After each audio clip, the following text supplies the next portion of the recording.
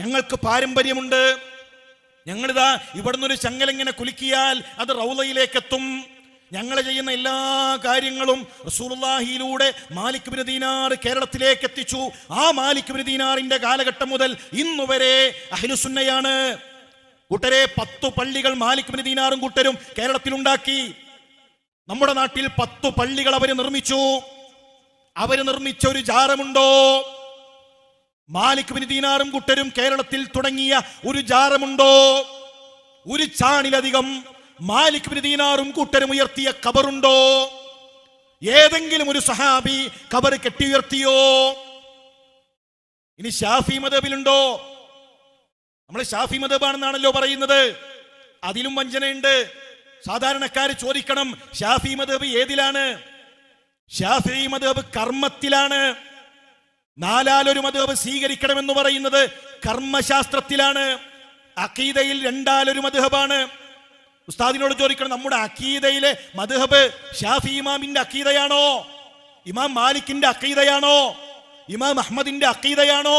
ഉസ്താദ് പറയും, അല്ല, 2-1 അഖീദയാണ്. ഒന്നുകിൽ അശ്അരിയത്ത് അല്ലെങ്കിൽ മാതുരീദിയത്ത്. അശ്അരി അഖീദയാണ് ഇവിടെ അഖീദയിൽ സ്വീകരിക്കുന്നത്. ശരി, ഞാൻ അതിലേക്ക് പ്രവേശിക്കുന്നില്ല. ഇമാം നബവി ഖബറിന്റെ വിഷയത്തിൽ എന്തു പറഞ്ഞു? ഫീഹി അന്ന സുന്നത അന്നൽ ഖബറ ലാ യുർഫഉ അലൽ അർളി റഫ്അൻ കസീറാ.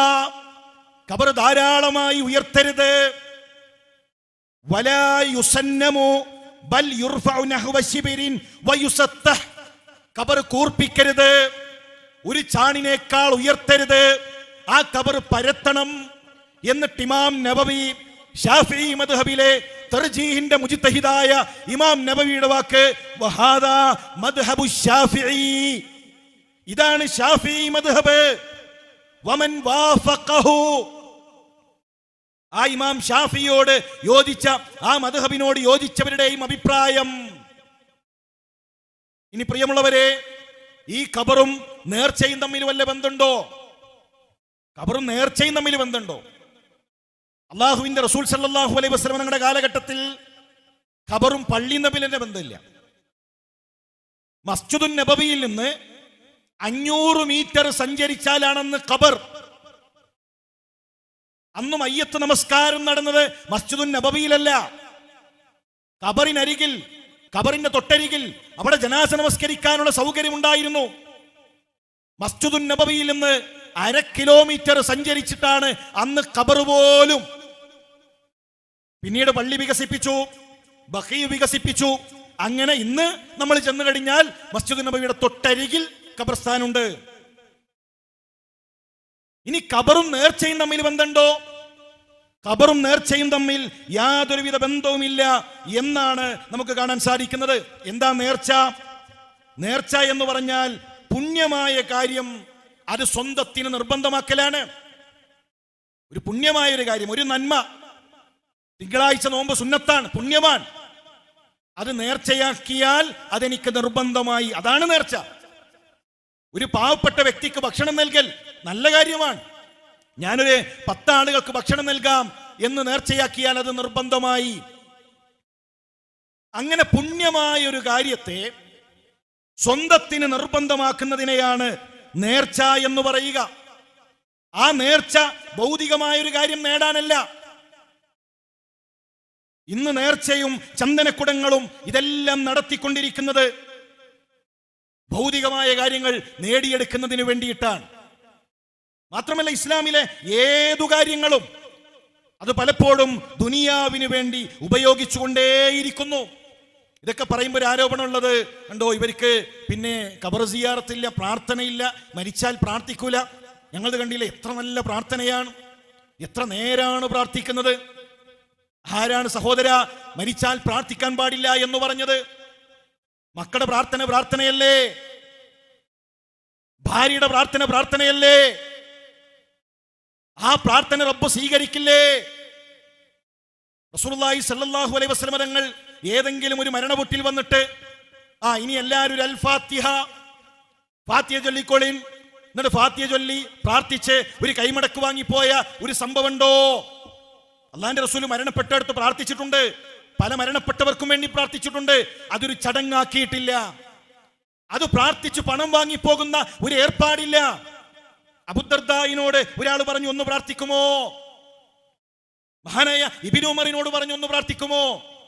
ഇബ്നു ഉമർ പ്രാർത്ഥിച്ചു, റബ്ബന ആതിനാ ഫിദ്ദുനിയ ഹസന വഫിൽ ആഖിറതി ഹസനതൻ വഖിനാ അദാബന്നാർ. മൂപ്പർക്കേണ്ട പൂതിയായിട്ടില്ല, കുറച്ചുകൂടെ ഒന്ന് പ്രാർത്ഥിക്കും. ഇബ്നു ഉമർ ചോദിക്കാണ്, ഇനി എന്താണോ നിനക്ക് കിട്ടേണ്ടത്? ഇനി നിനക്ക് എന്താണോ വേണ്ടത്? നിനക്ക് ദുനിയാവല്ലേ ചോദിച്ചത്? ആഖിറമല്ലേ ചോദിച്ചത്? നരകത്തെ തൊട്ടുള്ള മോചനമല്ലേ ചോദിച്ചത്? ഇനി എന്താണ് നിനക്ക് ലഭിക്കാനുള്ളത്? നമ്മുടെ നാട്ടിൽ ഒരു ഉസ്താദ് വന്നിട്ട് പ്രാർത്ഥിക്കാണ്, റബ്ബന ആതിനാ ഫിദ്ദുനിയ ഹസന വഫിൽ ആഖിറതി ഹസനതൻ വഖിനാ അദാബന്നാർ. പ്രാർത്ഥന കഴിഞ്ഞു, പൈസ അടിക്കുന്നു പറഞ്ഞാൽ എന്താ പറയാ? അത് ശരി, ഇതിനപ്പോ പൈസ, ഇതിനാണോ 500, ഇതിനാണോ 1000? ഇത് ശരിയാവൂല. നമുക്ക് എന്തു വേണം? നമുക്ക് ആദ്യം എല്ലാവരും അൽ ഫാത്തിഹ. അപ്പൊ കൂടി നിൽക്കുന്നവർക്കൊക്കെ മനസ്സിലായി, ഇവിടെ പ്രാർത്ഥന തുടങ്ങാൻ പോവാണ്, ഉസ്താദ് ഇപ്പൊ പ്രാർത്ഥന തുടങ്ങും. അപ്പൊ ദൂരെ നിൽക്കുന്നവരൊക്കെ ഒന്ന് ഇങ്ങനെ എടുത്തുകെത്തി. പിന്നെ ഇങ്ങനെ പ്രാർത്ഥനന്റെ നീളം ആ മരണപ്പെട്ട മനുഷ്യനനുസരിച്ചുകൊണ്ട് അതിന്റെ നീളം ഇങ്ങനെ കൂടും. പലജാതി മനുഷ്യന്മാരെ വിളിച്ച് അവരെ ഹദറത്തിലേക്കൊക്കെ അയക്കും. പ്രിയമുള്ളവരെ, എവിടെയാണ് ഇങ്ങനെ ഒരു ആചാരമുള്ളത്? മയ്യത്തിന്റെ പേരിൽ ഭക്ഷണം കഴിക്കുന്ന, മയ്യത്തിന്റെ പേരിൽ 3ഉം 7ഉം 40ഉം നടത്തുന്ന ആചാരങ്ങൾ നമ്മുടെ സമുദായത്തിലുണ്ട്. ഇസ്ലാമിക പ്രമാണങ്ങൾ എന്തു പഠിപ്പിക്കുന്നു? ജഅഫർ റളിയല്ലാഹു തആല മരണപ്പെട്ടു. അല്ലാഹുവിന്റെ റസൂൽ സല്ലല്ലാഹു അലൈഹി വസല്ലം തങ്ങൾ സ്വഹാബത്തിനോട് പറയുന്നു, ഇസ്നഉ ലിആലി ജഅഫരി തആം. ജഅഫറിന്റെ കുടുംബത്തിന് നിങ്ങൾ ഭക്ഷണം ഒരുക്കൂ. അവര് ദുഃഖത്തിലാണ്. ഉപ്പ മരണപ്പെട്ട ദുഃഖത്തിലാണ് മക്കൾ, ഭർത്താവ് മരണപ്പെട്ട ദുഃഖത്തിലാണ് ഭാര്യ. അവർ ഭക്ഷണം ശ്രദ്ധിച്ചു കൊള്ളണമെന്നില്ല. ആ വീട്ടിലെ കുട്ടികൾക്ക് ഭക്ഷണം നൽകണേ, ആ വീട്ടുകാർക്ക് ഭക്ഷണം നൽകണേ, അയൽക്കാരെ, കുടുംബക്കാരെ, മരണപ്പെട്ടവർക്ക് നിങ്ങൾ ഭക്ഷണം ഒരുക്കണേ. ഇതാണ് ദീൻ. നമ്മുടെ നാട്ടിലോ, പാലക്കാട് പുതുനഗരം എന്ന സ്ഥലത്ത് മരിച്ചു കഴിഞ്ഞാൽ ടീവിന്റെ മേലെ ആ തുണിയിട്ടതുപോലെ മയ്യത്ത് ഇങ്ങനെ ഒരു മൂലയിൽ ഇങ്ങനെ മാറ്റി വെച്ച് മരിച്ചന്ന് ബിരിയാണി വെക്കും. അന്ന് മരിച്ചെന്ന് അവിടെ വരുന്ന ദൂരെ വരുന്ന ആളുകൾ അവർക്ക് എന്തെങ്കിലും ഭക്ഷണം നേടി കുടുംബക്കാര്, അതല്ല ഞാൻ പറയുന്നത്. മറിച്ച് പ്രത്യേക ചടങ്ങുകളാക്കി, ആചാരങ്ങളാക്കി, പ്രത്യേക ദിവസങ്ങൾ നിശ്ചയിച്ച് ഭക്ഷണം വിളമ്പുന്ന, ഭക്ഷണം അത് നടത്തിക്കൊണ്ടിരിക്കുന്ന ഏർപ്പാടുകൾ എത്ര ഗൗരവമുള്ളതാണ്. മയ്യത്തിന്റെ പേരിൽ ഭക്ഷണം കഴിക്കാം. മരിച്ചോടത്തൊരു ഭക്ഷണം കഴിച്ച് കൈ കഴുകണോടത്ത് ഒരു ചെറുപ്പക്കാരൻ, അയാളിങ്ങനെ കൈ എടുക്കുമ്പോഴാണ് ഒരു വയസ്സായ ഒരു മനുഷ്യൻ തൊട്ടടുത്ത് വന്ന് നിൽക്കുന്നത്. ഇവനിങ്ങനെ തട്ടിയിട്ട് പറയാണ്, അടുത്ത മുത്താണ്, അടുത്തതാണ്, കാത്തിരിക്കാൻ.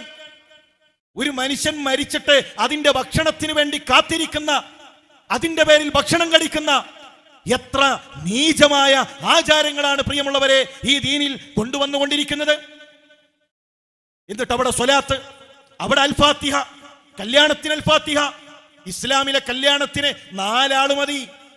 4 ആളുണ്ടെങ്കിൽ കല്യാണം ശരിയാകും. ആർക്കെങ്കിലും ഉൾക്കൊള്ളാൻ കഴിയോ? വരൻ, വലിയ 2 സാക്ഷികൾ, ഇസ്ലാമിലെ കല്യാണം ശരിയാകും. വലിയ പറയാണ്, എന്റെ മോളെ കെട്ടിച്ചു തന്നു, കല്യാണം കഴിച്ചു തന്നു. വരൻ പറയാണ്, ഞാനത് സ്വീകരിച്ചു.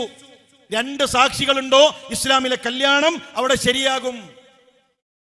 അങ്ങനെ ഒരു കല്യാണം നടത്തിയാലോ മഹല്ല് അങ്ങോട്ട് പുറത്താക്കും. അത് ശരി, ഇവിടെ ഞങ്ങളെ വിളിക്കാതെ, മഹല്ലിനെ അറിയിക്കാതെ കല്യാണമോ?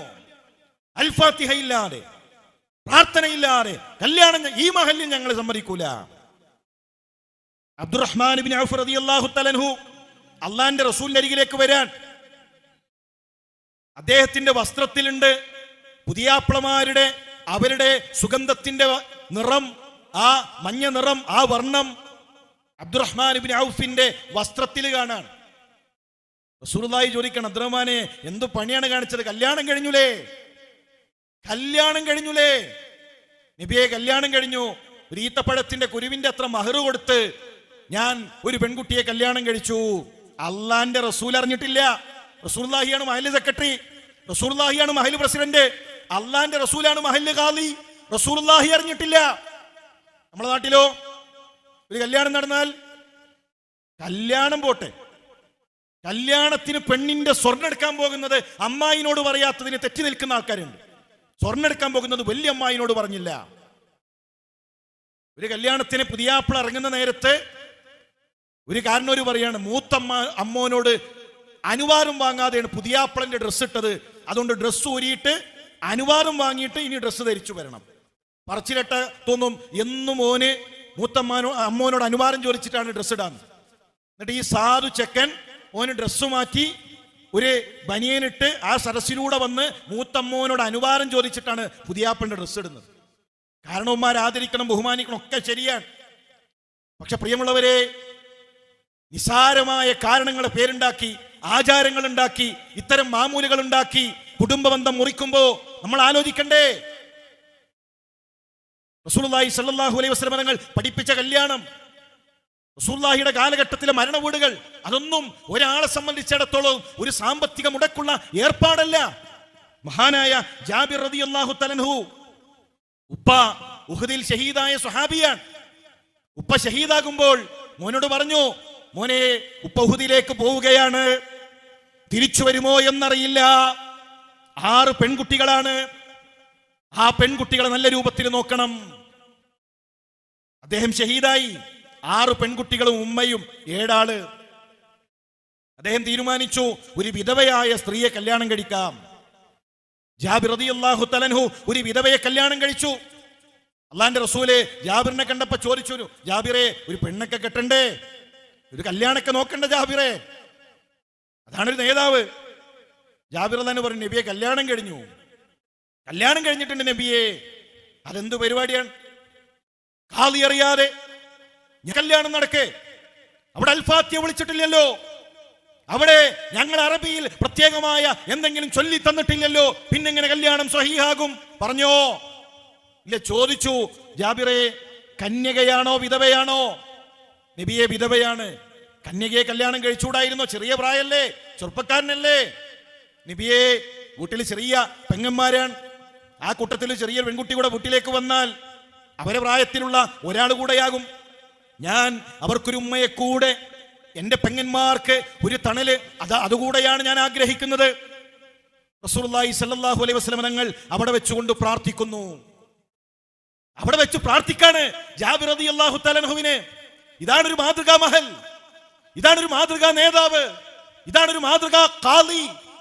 പ്രിയമുള്ളവരെ, ഏതെങ്കിലും ഒരു കല്യാണത്തിൽ അങ്ങനെ ഒരു കൈമടക്ക് വാങ്ങിയോ? ഒരു പ്രത്യേകമായ അൽഫാത്തിയ നടത്തിയോ? ഒന്നുമില്ലല്ലോ. ഇനി ഏറ്റവും ഗൗരവമേറിയ വിഷയം, സൂറത്തുൽ ഫാത്തിഹ മുതൽ നമ്മൾ ഇങ്ങനെ പാരായണം ചെയ്തു വരുമ്പോ ഖുർആനിലെ ഒന്നാമത്തെ കൽപ്പന എന്താണ്?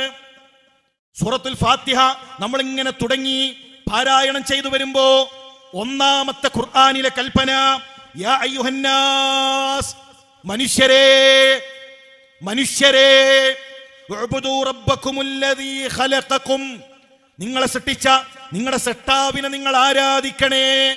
വല്ലദീന മിൻ ഖബ്ലിക്കും, നിങ്ങൾക്ക് മുമ്പുള്ളവരെയും സൃഷ്ടിച്ച നിങ്ങളുടെ സൃഷ്ടാവിനെ ആരാധിക്കണേ. ഒന്നാമത്തെ കൽപ്പന അള്ളാഹനെ ആരാധിക്കണേ എന്നാണ്, അള്ളാഹുവിൽ പങ്കു ചേർക്കരുതേ എന്നാണ്. ഇനി ഖുർആനിൽ ഒന്നാമത്തെ നിഷിദ്ധം എന്താണ്? ഒന്നാമതായി നമ്മൾ ഇങ്ങനെ ഓതി വരുമ്പോൾ ആദ്യമായി ചെയ്യരുത് എന്ന് പറഞ്ഞത് എന്താണ്? പ്രിയമുള്ള മുസ്ലിം സഹോദര, ഫലാ തജ്അലൂ ലില്ലാഹി അൻദാദാ, റബ്ബിനെ നിങ്ങൾ പങ്കുകാരെ സ്വീകരിക്കരുതേ, ശിർക്ക് ചെയ്യരുതേ.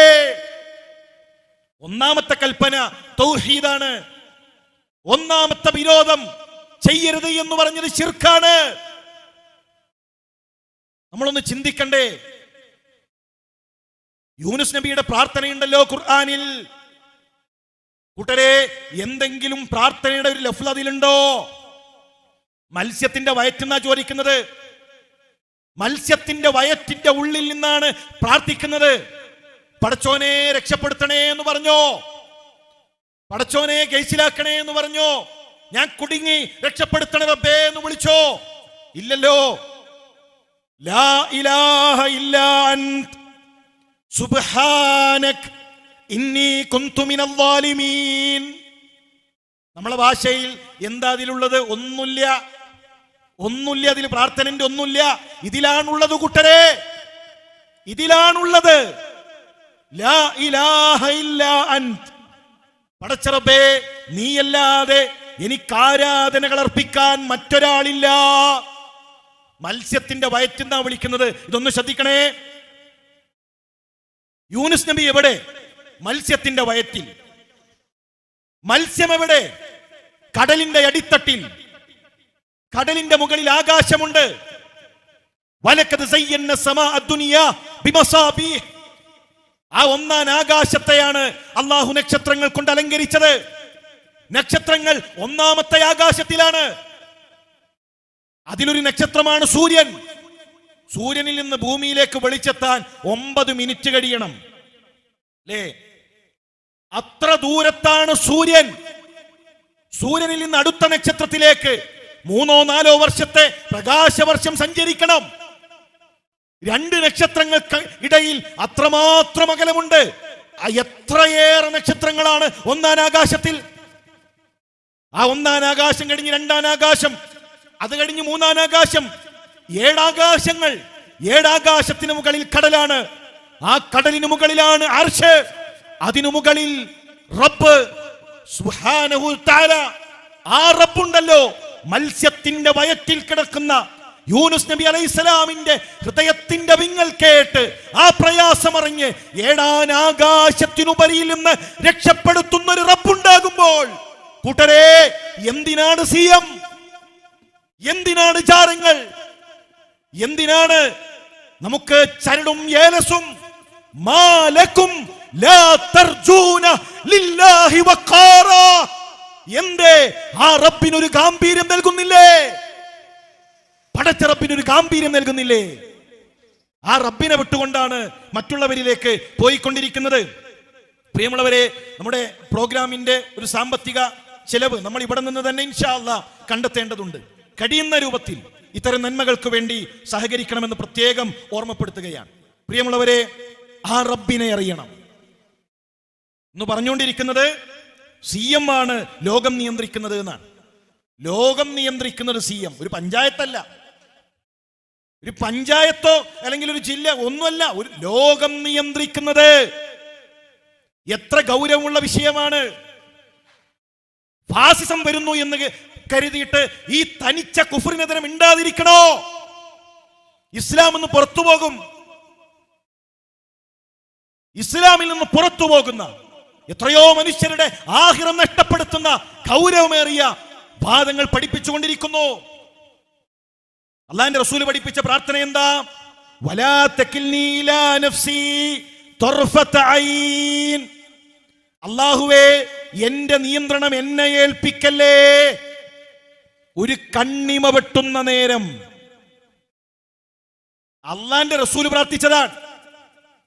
ഒരു കണ്ണിമ വെട്ടുന്ന നേരം എന്റെ നിയന്ത്രണം എന്നെ ഏൽപ്പിക്കല്ലേ. അല്ലാഹുവിന്റെ റസൂൽ. നമ്മളോ ലോകത്തിന്റെ നിയന്ത്രണം സിഎം. റസൂലുള്ളാഹി പറഞ്ഞത്, റസൂലുള്ളാഹി പറഞ്ഞു, പഠിപ്പിച്ചു, പഠിക്കാൻ പറഞ്ഞു, മുസ്ലിം ഉമ്മത്ത് പ്രാർത്ഥിക്കുന്നു. എങ്ങനെയാണ് കൂട്ടരെ ഇത് വ്യാഖ്യാനിക്കാൻ കഴിയുക? നമ്മുടെ നിയന്ത്രണം നമ്മുടെ കയ്യിലുണ്ടോ? പല ആളുകളും നരച്ചില്ലേ? ആർക്കെങ്കിലും ആഗ്രഹമുണ്ടോ നരക്കാൻ? ആദ്യമൊക്കെ ഇങ്ങനെ ഒളിപ്പിച്ചു വെച്ച് നോക്കി, പല ജാതി പരിപാടി ചെയ്തു നോക്കി, അവസാനം മനസ്സിലായി അതുകൊണ്ടൊന്നും കാര്യമില്ല, നമ്മളെ കയ്യിലല്ല.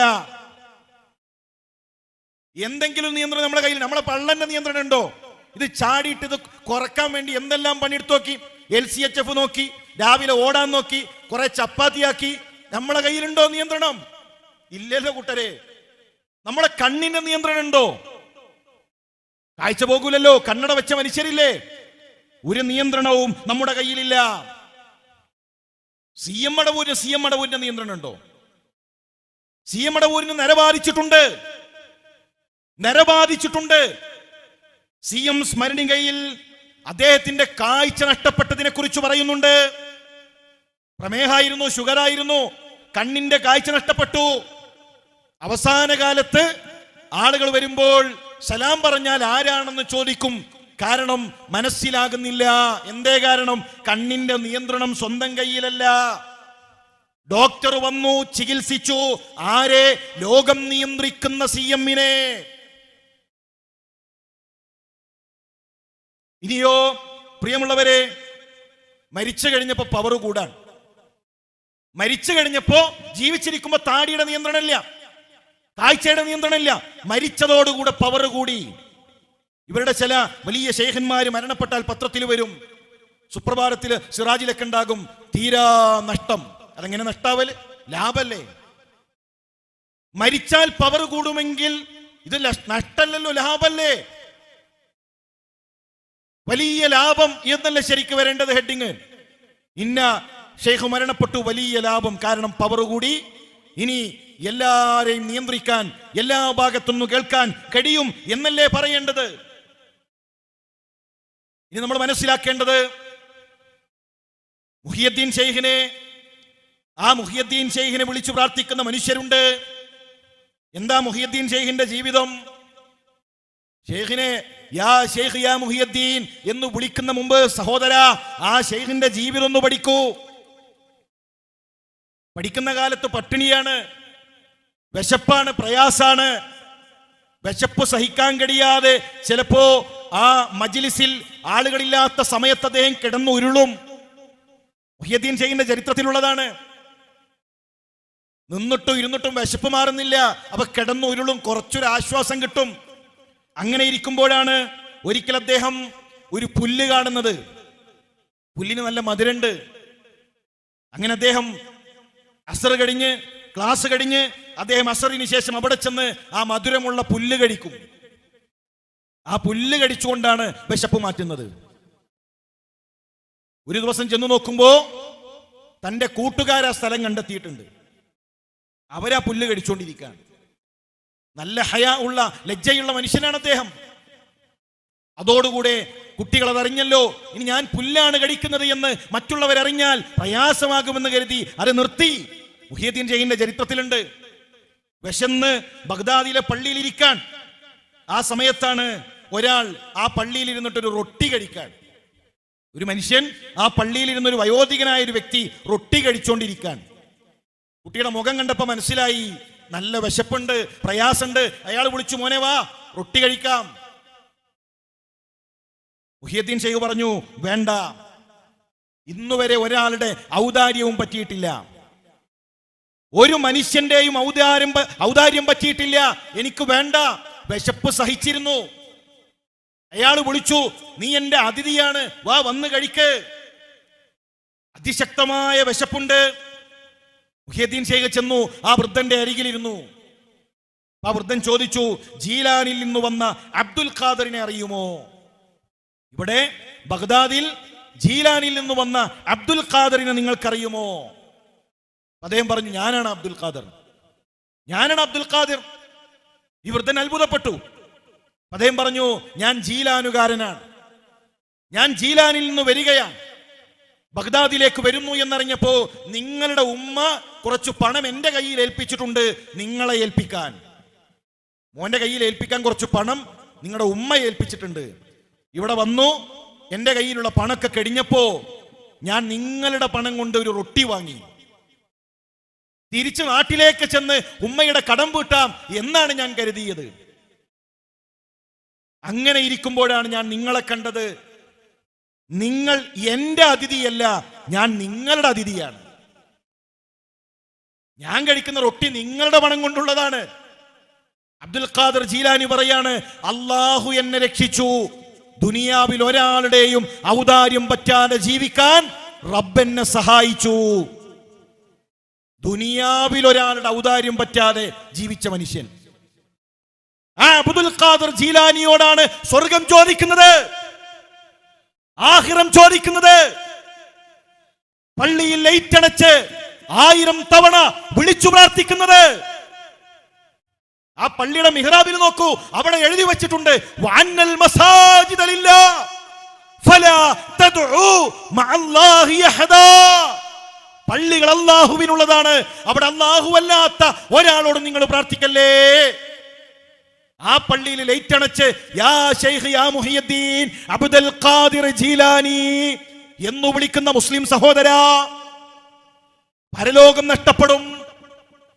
ഇത് നിസ്സാരമായ കാര്യമല്ല. ഇനി പലപ്പോഴും ഇത്തരം കാര്യങ്ങളൊക്കെ പറയുമ്പോഴുള്ള ആരോപണം, നിങ്ങൾ ഇങ്ങനെയൊക്കെ പറഞ്ഞാലും നിങ്ങൾക്ക് ഒരുപാട് ബിദഅത്തുണ്ടല്ലോ, നിങ്ങൾക്ക് പ്രമാണമില്ലാത്ത ഒരുപാട് കാര്യങ്ങളുണ്ടല്ലോ. എന്താണത്?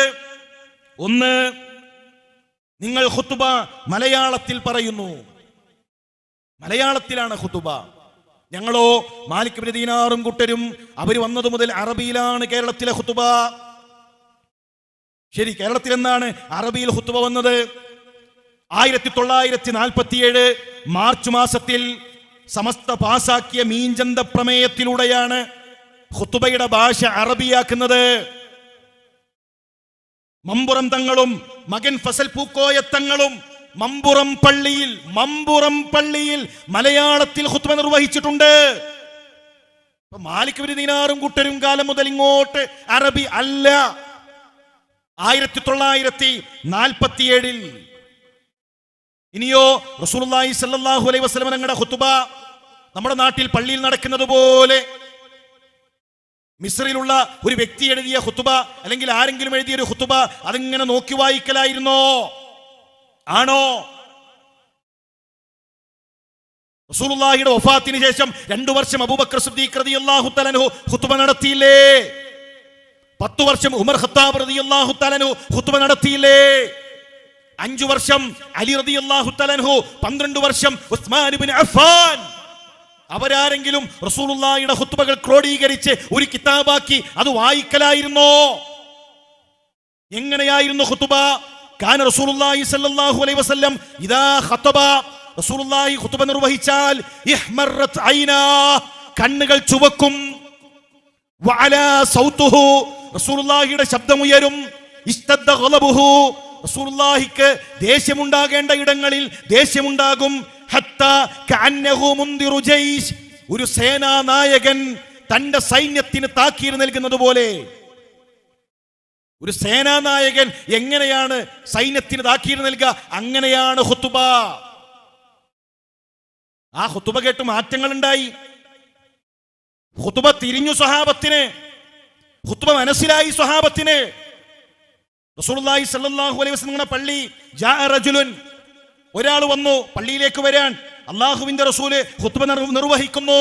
ഫഖാൽ അസല്ലൈത യാ ഫുലാൻ, നബി ചോദിക്കാണ് അസല്ലൈത യാ ഫുലാൻ, ഓ മനുഷ്യ 2 റക്അത്ത് സുന്നത്ത് നിസ്കരിച്ചോ? നമ്മളെ പള്ളിയിൽ ഒരാൾ ഇങ്ങനെ കയറി വരാണ്, അറബി ഖുതുബ നടത്തുന്ന പള്ളിയിൽ. അയാൾ സുന്നത്ത് നിസ്കരിക്കാതിരുന്നു.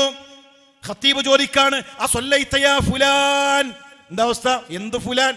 ഒരു ഫാന് നോക്കും, ഫാനിന് എന്തോ പറ്റിയൊന്ന്. ഒരു ഫുലാൻ ഉണ്ടാവില്ല, ഒന്നും മനസ്സിലാകൂല. അള്ളാന്റെ റസൂല് ചോദിക്കാണ് നിസ്കരിച്ചോ? സ്വഹാബി പറഞ്ഞു ലാ ഖും ഫർക, നിസ്കരിക്ക്, നമസ്കരിച്ചു കൊണ്ടിരിക്ക്. സാന്ദർഭികമായിരുന്നു. പട്ടിണിയുള്ള പ്രയാസമുള്ള പട്ടിണിപ്പാവങ്ങളായ ആളുകൾ പള്ളിയിലേക്ക് വന്നപ്പോൾ ഖുതുബന്റെ വിഷയം മാറി. സ്വതക്കയെ പറ്റിയായി ഖുതുബ. ആ ഖുതുബ കഴിഞ്ഞപ്പോ സ്വഹാബത്ത് അവരുടെ കൈകളിലുള്ളത് പള്ളിയിൽ സ്വതക്ക നൽകി. 2 വസ്ത്രമുള്ളവർ 1 വസ്ത്രം സ്വതക്ക നൽകി. പരിവർത്തനങ്ങൾ ഉണ്ടായി, മാറ്റങ്ങൾ ഉണ്ടായി. ഇനി ഷാഫി മദ്ഹബ് എന്തു പറയുന്നു? ഇമാം ഷാഫി ഖുതുബയുടെ വിഷയത്തിൽ പറയുകയാണ് ഇന്നമാ കാനത്തിൽ ഖുതുബത്തു തദ്കീറൻ, തീർച്ചയായും ഖുതുബ ഉത്ബോധനമാണ്. ഉത്ബോധനം മനസ്സിലാകണം. എന്താണ് ഉത്ബോധനം? 10 കൊല്ലം 20 കൊല്ലം അറബിയിൽ ഖുതുബ കേട്ടവരെ നമ്മൾ അമലാക്കിയ ഒരു അമലെന്താണ്? ഈ ഇരിക്കുന്ന ആളുകളോട് ചോദിക്കൂ, മലയാള ഖുതുബ കേട്ട ആളുകളോട് ചോദിക്കൂ, ഈ ഉത്ബോധനങ്ങളിൽ നിന്ന് എന്ത് കിട്ടി? ചില ആളുകൾ പറയും ഈ വെള്ളിയാഴ്ച ശഅബാനായിരുന്നു വിഷയം, ഈ വെള്ളിയാഴ്ച ശഅബാനാണ് വിഷയം, അതുകൊണ്ട് റസൂലുള്ളാഹി ധാരാളം സുന്നത്ത് നോമ്പ് നോറ്റിയിട്ടുണ്ട്. ശഅബാൻ ജനങ്ങൾ ഗഫലത്തിലാകുന്ന മാസമാണ് എന്ന് ഖുതുബയിൽ ഉസ്താദ് പഠിപ്പിച്ചു തന്നു. അതുപോലെ തന്നെ ശഅബാനിൽ അമലുകൾ ഉയർത്തുന്ന മാസമാണ് ഇന്ന് ഖുതുബയിൽ ഞങ്ങൾ കേട്ടു, മനസ്സിലാക്കി. അറബിയിൽ പോയവരോ എന്തുത്ബോധനം കിട്ടി? ചില പള്ളിയിൽ എഴുതിയിട്ടുണ്ട് ഖുതുബ നടക്കുമ്പോൾ സിനിമാ കഥ പറയരുത്. എന്തുകൊണ്ട്? ഉത്ബോധനത്തിന്റെ ഊക്കൊണ്ടാണ്. അത് തിരിഞ്ഞിട്ട്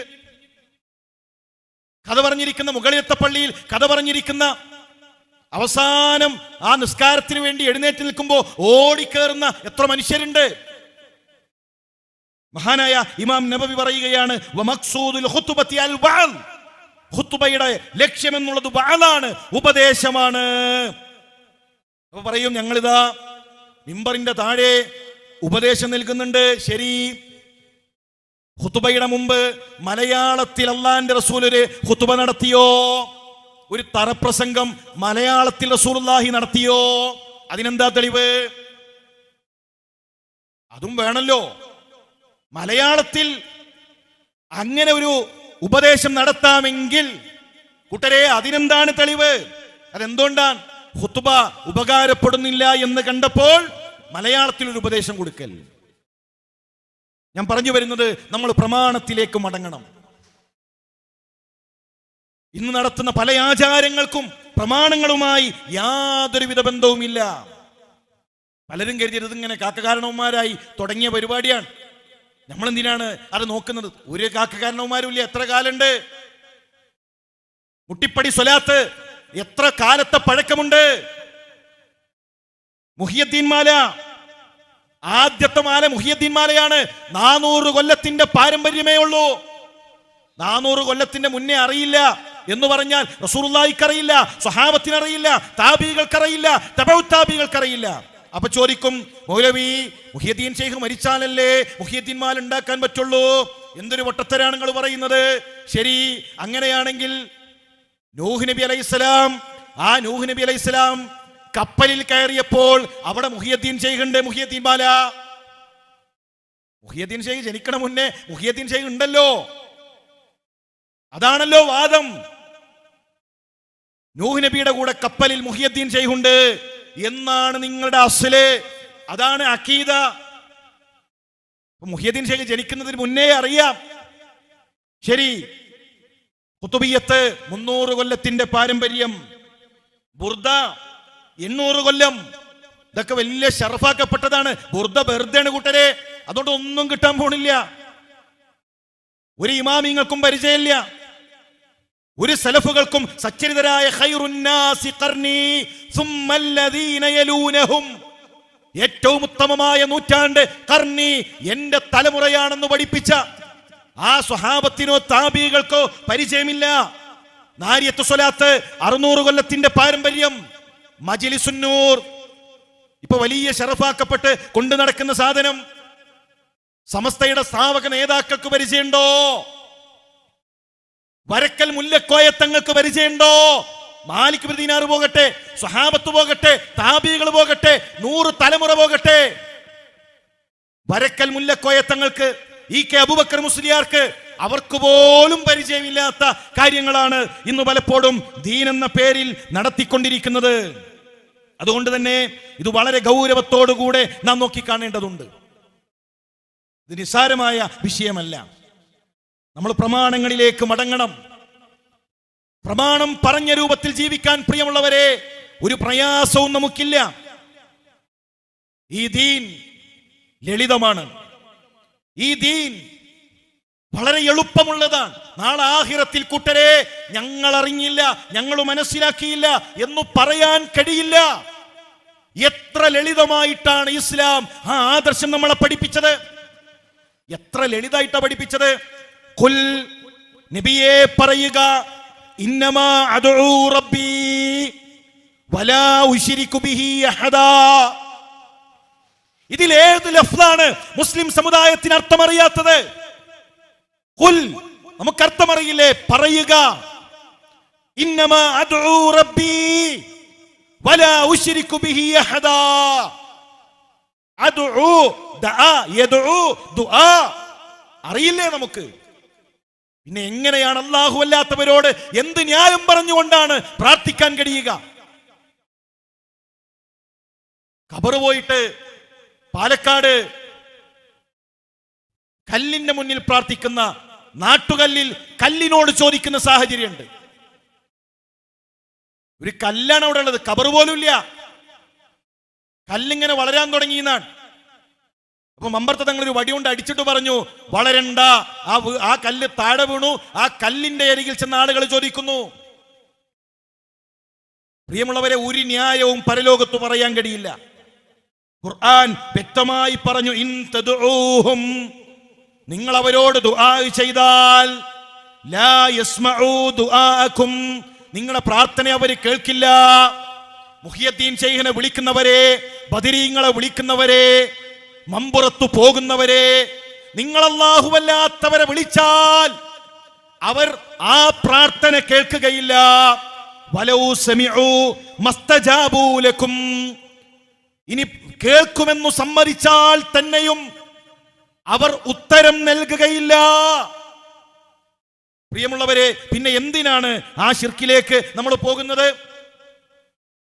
ഒരുപാട് അന്ധവിശ്വാസങ്ങളാണ് മുസ്ലിം സമുദായത്തിൽ ഇന്ന് പഠിപ്പിച്ചുകൊണ്ടിരിക്കുന്നത്. അതുകൊണ്ട് നമ്മൾ കൃത്യമായി വിഷയങ്ങൾ പഠിച്ച് പ്രമാണങ്ങൾ എന്താണ് പറയുന്നത് എന്ന് മനസ്സിലാക്കി മുന്നോട്ട് പോവുക. ഷഅബാനിൽ അനാചാരങ്ങൾ കൊണ്ടുവരാനിരിക്കുകയാണ്. ഷഅബാൻ 15 പ്രത്യേകമായൊരു നോമ്പ്, ഷഅബാൻ 15 1000 സൂറത്തുൽ ഇഖ്ലാസ്, ഷഅബാൻ 15 സൂറത്തുൽ യാസീൻ, ഒരു 6 റക്അത്തുള്ള നിസ്കാരം. ഇത് ഓരോന്നും നല്ലതല്ലേ എന്ന് പറഞ്ഞ് കൊണ്ടുവന്നുകൊണ്ടേയിരിക്കുന്നു. പണ്ടൊരാളെ തേങ്ങ മോഷ്ടിച്ചിട്ട് കോടതിയിൽ കൊണ്ടുവന്നു. അപ്പൊ ജഡ്ജ് പിന്നെ വിചാരണ ആരംഭിച്ചപ്പോ ജഡ്ജിനോട് ഇയാൾ ചോദിക്കാണ്, തെങ്ങിൽ കയറൽ തെറ്റാണോ? ജഡ്ജി പറഞ്ഞു അല്ല. കയറിയാൽ മുകളിലെത്തൽ തെറ്റാണോ? അല്ല. മുകളിലെത്തിയാൽ തേങ്ങ കാണൽ തെറ്റാണോ? അതുമല്ല. കണ്ട തേങ്ങ തിരിക്കൽ തെറ്റാണോ? അതുമല്ല. തിരിച്ചാൽ അത് താഴെ വീഴൽ തെറ്റാണോ? അതുമല്ല. താഴെ വീണത് എടുക്കൽ തെറ്റാണോ? അതുമല്ല. പിന്നെ എന്താണ് സാർ ഞാൻ ചെയ്ത തെറ്റ്? ജഡ്ജി പറഞ്ഞു, കയറിയത് എൻ്റെ തെങ്ങിയിലല്ല, അതാണ് എൻ്റെ തെറ്റ്, വേറൊരു പ്രശ്നവുമില്ല. അതുപോലെ സൂറത്തുൽ ഇഖ്ലാസ് തെറ്റാണോ? ആയത്തുൽ കുർസി തെറ്റാണോ? നിസ്കാരം തെറ്റാണോ? നോമ്പ് തെറ്റാണോ? ഇതൊന്നും തെറ്റല്ല കൂട്ടരെ. അത് അള്ളാഹുവിന്റെ റസൂൽ സല്ലല്ലാഹു അലൈഹി വസല്ലം തങ്ങൾ പഠിപ്പിച്ച സമയങ്ങളിൽ ആ പഠിപ്പിച്ച രൂപത്തിലാണ് ചെയ്യേണ്ടത്. മയ്യത്ത് നിസ്കാരത്തിന് എന്തേ ബാങ്ക് കൊടുക്കാത്തത്? ബാങ്ക് നല്ലതല്ലേ? പെരുന്നാൾ നിസ്കാരത്തിന് എന്തേ ബാങ്ക് കൊടുക്കാത്തത്? ബാങ്ക് നല്ലതല്ലേ? സുബഹി ഒരുത്തന് തോന്നാണ്, ഞാൻ രാവിലെ കഷ്ടപ്പെട്ട് ഈ തണുപ്പത്ത് എഴുന്നേറ്റ് വന്നിട്ട് വെറും 2 റക്അത്ത്, അസറും വേറും വലിയ കുഴപ്പമില്ല, അത് 4 റക്അത്ത്, നാളെ മുതൽ സുബഹിയും ഞാൻ 4 ആക്കാൻ. എന്നിട്ട് ഓന് 2 റക്അത്ത് കൂടെ തുടങ്ങി, അതിൽ ഫാത്തിയും സൂറത്തും ഒക്കെ തന്നെയാണ് ഉള്ളത്. ശരിയാകുമോ? ഫാത്തിയ നല്ലതല്ലേ? റുക്കൂ നല്ലതല്ലേ? സുജൂദ് നല്ലതല്ലേ? ഇത് അള്ളാഹുവിന്റെ ദീനാണ് കൂട്ടരെ. റസൂലുള്ളാഹി സ്വല്ലല്ലാഹു അലൈഹി വസല്ലം തങ്ങൾ പഠിപ്പിച്ചതാണ് നന്മ. നമുക്ക് പുതിയ പ്രതിഫലം നിശ്ചയിച്ച് നമുക്കങ്ങനെ പുതിയൊരു ആചാരം കൊണ്ടുവരാൻ പാടില്ല. അതുകൊണ്ട് വളരെ ഗൗരവത്തോടുകൂടെ എന്റെ ശബ്ദം കേൾക്കുന്ന സഹോദര, ഇതാരെയും പ്രയാസപ്പെടുത്താനല്ല, ഇതാരെയും വിഷമിപ്പിക്കാനല്ല, ഇത് അവനവന്റെ ആഖിറത്തിന്റെ വിഷയമാണ്. പരലോകം നഷ്ടപ്പെടും. എന്തിനാണ് ഈ പരിഹാസങ്ങളും ആക്ഷേപങ്ങളും എല്ലാം സഹിച്ചുകൊണ്ട് മുജാഹിദുകൾ ഓരോ കവലകളിലും തൗഹീദ് പറയുന്നത്? ഇത് നസീഹത്ത് കൊണ്ടാണ്. ഒരു മനുഷ്യന്റെ സ്വർഗം നഷ്ടപ്പെടരുത്. അബൂദർ ഗിഫാരി റളിയല്ലാഹു തആല അൻഹു ഇസ്ലാം സ്വീകരിച്ചു. അള്ളാഹിന്റെ റസൂൽ പറഞ്ഞു, അബൂദർ, താങ്കൾ ഇവിടെ ലാ ഇലാഹ ഇല്ലല്ലാഹ് പറയേണ്ടതില്ല, താങ്കൾ താങ്കളുടെ നാട്ടിലേക്ക് തിരിച്ചു പോകൂ. പോകുന്ന സമയത്താണ് കഅബയുടെ അരികിൽ ശിർക്ക് കാണുന്നത്. പോകുന്ന സമയത്താണ് കഅബയുടെ അരികിൽ അല്ലാഹു അല്ലാത്തവരോട് പ്രാർത്ഥിക്കുന്നത് കാണുന്നത്. അബൂദർ ഗിഫാരി റളിയല്ലാഹു തആല അൻഹു അവിടെ ചെന്നുകൊണ്ട് ലാ ഇലാഹ ഇല്ലല്ലാഹ് പറയുന്നു, തൗഹീദ് പറയുന്നു. അടിയേറ്റ് താഴെ വീണു. ബോധം വന്നു, വീണ്ടും തല്ലി, വീണ്ടും ബോധം നഷ്ടപ്പെട്ടു. ബോധം വന്നപ്പോൾ വീണ്ടും ലാ ഇലാഹ ഇല്ലല്ലാഹ് പറഞ്ഞു. 3ാമത്തെ തവണയും അടിയേറ്റു വാങ്ങുമ്പോ അബ്ബാസ് റളിയല്ലാഹു തആല അൻഹു ചേർത്തു പിടിച്ചുകൊണ്ട് മക്കക്കാരോട് ചോദിക്കുന്നുണ്ട്, അല്ലയോ മക്കക്കാരെ, സിറിയയിലേക്ക് നമുക്ക് കച്ചവടത്തിന് പോകേണ്ടതല്ലേ? സിറിയയിലേക്ക് നമുക്ക് കച്ചവടത്തിന് പോകേണ്ടതല്ലേ? അദ്ദേഹം ഗോത്രത്തിന്റെ നേതാവാണ്. അദ്ദേഹത്തിന്റെ ഗോത്രത്തിനരികിലൂടെയാണ് നമുക്ക് പോകാനുള്ളത്. അദ്ദേഹത്തെ ആക്രമിച്ചുകൊണ്ട് നമുക്ക് സിറിയയിലേക്ക് പോകാൻ കഴിയുമോ? അപ്പോഴാണ് വിട്ടത്. നബിയുടെ അരികിലേക്ക് വന്നുകൊണ്ട് പറയുന്നുണ്ട്, നബിയെ, ശിർക്ക് കണ്ടപ്പോൾ പറയാതിരിക്കാൻ കഴിഞ്ഞില്ല നബിയേ. പ്രിയമുള്ളവരെ, ശിർക്ക് വന്നാൽ ആഖിറം നഷ്ടപ്പെടും, പരലോകം നഷ്ടപ്പെടും. മൻ അല്ലക തമീമ ഫഖദ് അശ്റക. എത്ര വ്യക്തമായിട്ടാണ് അല്ലാഹുവിന്റെ റസൂൽ നമ്മളെ പഠിപ്പിച്ചത്.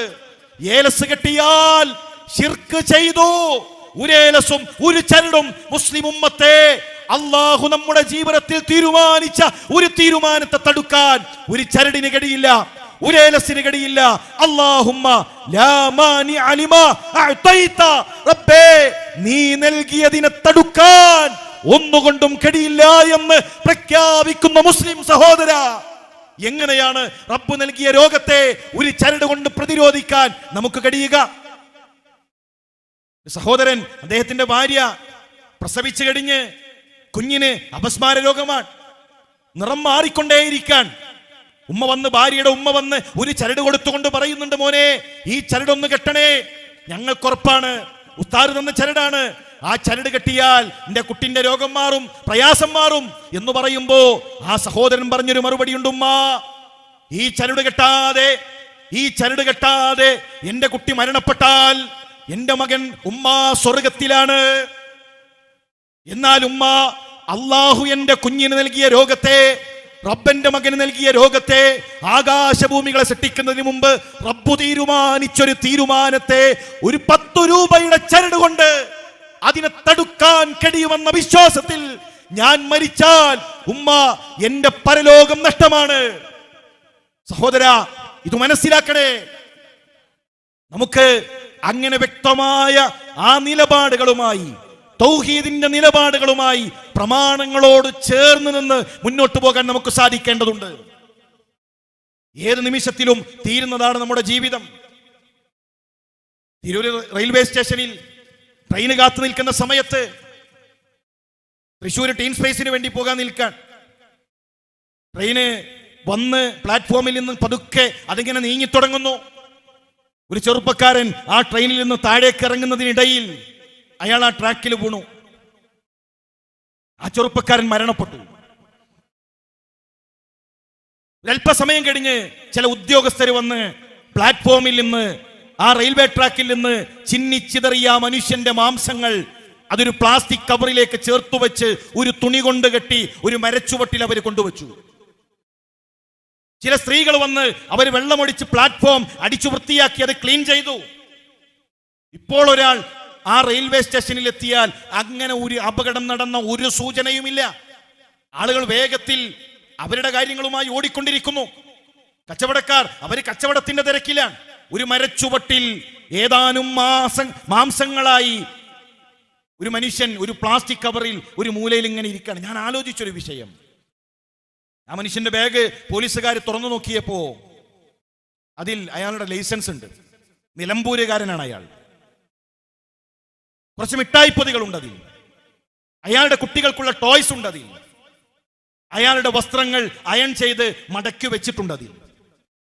പ്രിയമുള്ളവരെ, ഒരു 6:30 വരെ 6:20 വരെ നമ്മളെപ്പോലെ ഭാര്യയെ കാണാൻ കൊതിയുള്ള, മക്കളെ കാണാൻ കൊതിയുള്ള ഒരു മനുഷ്യൻ തിരൂരിറങ്ങി അടുത്ത മഞ്ചേരി ബസ് പിടിച്ച് മഞ്ചേരിയിൽ നിന്ന് അടുത്ത ബസ് കയറാനുള്ള ആഗ്രഹവുമായി പ്ലാനുകളുമായി ജീവിച്ചൊരു മനുഷ്യൻ. പ്രിയമുള്ള സഹോദര, ഒരു കണ്ണിമ വെട്ടുന്ന നേരം കൊണ്ട് ഒരു മനുഷ്യന്റെ ജീവിതം മാറിയില്ലേ? കച്ചവടമുണ്ടോ? ഇനി ആ മനുഷ്യന്റെ മനസ്സുകളിൽ മറ്റു വല്ല ദുനിയാവിൻ്റെതായ ആഗ്രഹങ്ങളുണ്ടോ? എന്ത് കണ്ടിട്ടാണ് ഈ ദുനിയാവിന്റെ പിറകെ നമ്മൾ കൂടുന്നത്? പെട്ടെന്ന് തീരുന്നതാണ് പ്രിയമുള്ളവരെ ഈ ദുനിയാവിലെ ജീവിതം. തൗഹീദ് പറയുക, ആരെയും പേടിക്കാതെ, ഒരാളെയും ഭയപ്പെടാതെ റസൂലുള്ളാഹിയുടെ സ്വഹാബത്ത് പ്രഖ്യാപിച്ചതുപോലെ റുസ്തമിന്റെ കൊട്ടാരത്തിലെത്തിയില്ലേ അവർ?